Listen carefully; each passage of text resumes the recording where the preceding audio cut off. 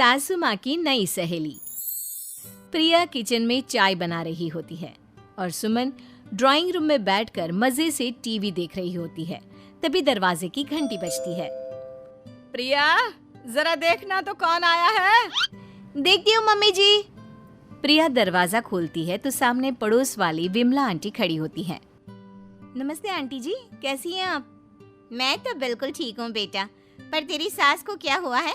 आजकल कहीं दिखती ही नहीं है। जब देखो तब टीवी के आगे जमी रहती है। अंदर तो आइए आंटी। अरे ओ दीपक की अम्मा, कहाँ हो? अरे विमला, आओ आओ, क्या बात है, बड़े दिन बाद याद आई तुम्हें मेरी। मैं तो हमेशा ही तुम्हें याद करती हूँ, पर तुम ही गायब रहती हो और आजकल तो बाहर भी नहीं आती जाती। तबीयत तो ठीक है ना तुम्हारी?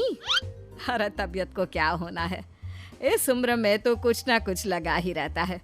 मेरी छोड़ो, तुम ये बताओ कि क्या चल रहा है गली मोहल्ले में। तुम गली मोहल्ले की छोड़ो, चल तो तुम्हारे पड़ोस में रहा है। तुम्हारी नई सहेली आई है। मेरी कौन सी नई सहेली? मैं तो यहाँ बस तुमसे बातचीत कर लेती हूँ या फिर बाजू वाली शर्मा की बहू से दो चार बातें कर लेती हूँ। इसीलिए तो कहा कि तेरी नई सहेली आई है। अब कोई पड़ोस में आया है तो बात तो होनी ही है। कम से कम इसी बहाने हमारा भी एक ग्रुप बन जाएगा। फिर सब मिलकर अपनी बहुओं की शिकायतें किया करेंगे। दोनों हंसने लगते हैं। तभी प्रिया चाय लेकर आती है और सामने टेबल पर रख देती है। दोनों चाय पीती हैं और बातें करते हैं। चलो मैं चलती हूँ, अब कल मिलते हैं। राम राम। अगले दिन प्रिया किचन में कुछ काम कर रही होती है और सुमन आराम से सोफे पर बैठकर मटर छिल रही होती है। तभी डोरबेल बजती है। प्रिया दरवाजा खोलती है तो सामने उनकी नई पड़ोसन खड़ी होती है। जी, आप कौन? मैंने पहचाना नहीं।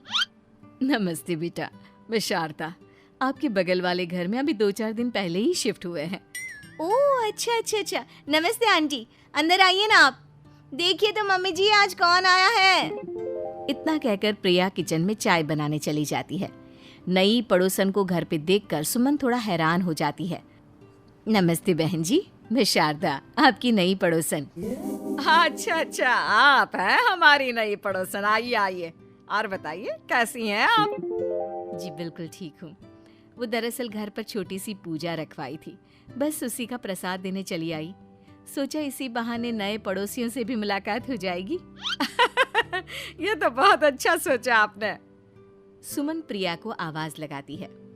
अरे ओ बहू, जरा चाय पानी का तो आके पूछ लो।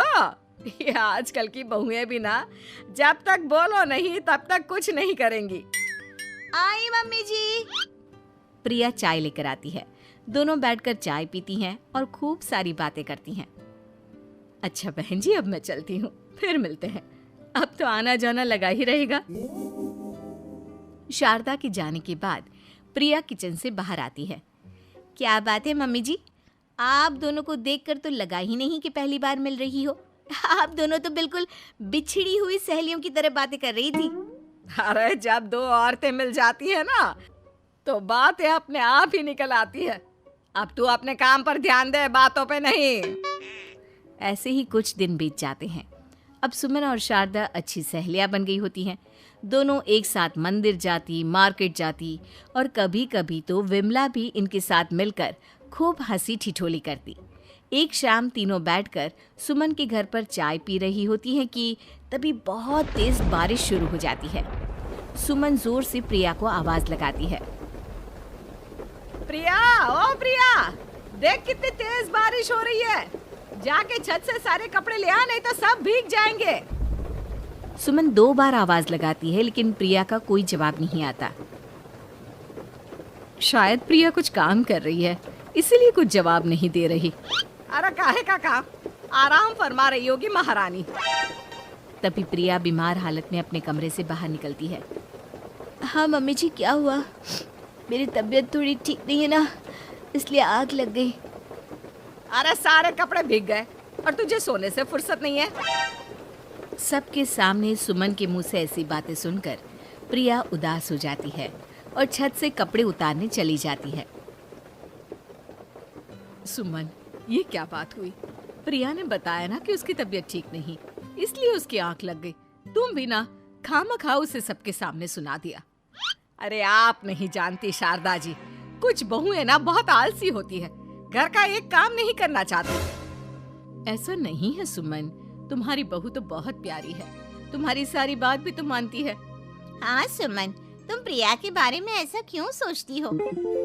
मेरी भी दो बहुएं हैं, लेकिन मैं उन्हें अपनी बेटियों की तरह रखती हूँ। आखिर वो भी तो किसी की बेटियां ही है ना। और अगर तुम ऐसा ही व्यवहार करोगी तो एक दिन प्रिया भी तुम्हारे साथ ऐसा ही बर्ताव करेगी। शारदा और विमला की बातें सुनकर सुमन की तो बोलती बंद हो जाती है। वहीं प्रिया भी बाहर से सारी बातें सुन रही होती है। अरे मैं कोई उसकी दुश्मन थोड़ी ना हूँ, मैं भी उसकी माँ हूँ, लेकिन कभी कभी सास बनना पड़ता है, नहीं तो बहुएं हाथ से निकल जाती है। देखो सुमन, ये सब सोच का फर्क है। अगर तुम ये सोचोगी तो कभी प्रिया को अपनी बेटी नहीं बना पाओगी। इतना कहकर शारदा और विमला वहां से चली जाती हैं और सुमन अकेले बैठकर उनकी बातें सोचने लगती है। अगले दिन प्रिया और दीपक अपने कमरे में बैठकर बात कर रहे होते हैं और सुमन उनके कमरे के बाहर कुछ काम कर रही होती है और उन दोनों की बातें सुन लेती है। दीपक, तुम्हें पता है हमारे पड़ोस में जो शारदा आंटी है ना, बहुत अच्छी हैं। अच्छा, ऐसा क्या हो गया जो तुम्हें वो इतनी अच्छी लगने लग गई? कुछ खास नहीं, बस कल जब मम्मी जी मुझे सबके सामने सुना रही थी तो शारदा आंटी ने मेरा साथ दिया। मैं तो सच में हैरान ही रह गई थी जब उन्होंने मम्मी जी को मुझसे ऐसा बर्ताव करने के लिए मना किया। अच्छा, फिर क्या हुआ? होना क्या था, शारदा आंटी तो मम्मी जी को समझा ही रही थी कि बहू को भी बेटी की तरह ही रखना चाहिए, लेकिन मम्मी जी तो मम्मी जी है ना, उन्हें तो मुझ में हमेशा कमी ही दिखती है। काश मुझे भी शारदा आंटी जैसी सास मिली होती जो मुझे भी अपनी बेटी जैसी समझती।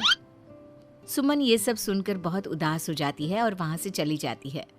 प्रिया की बातें सुमन के कानों में बार बार गूंज रही थी।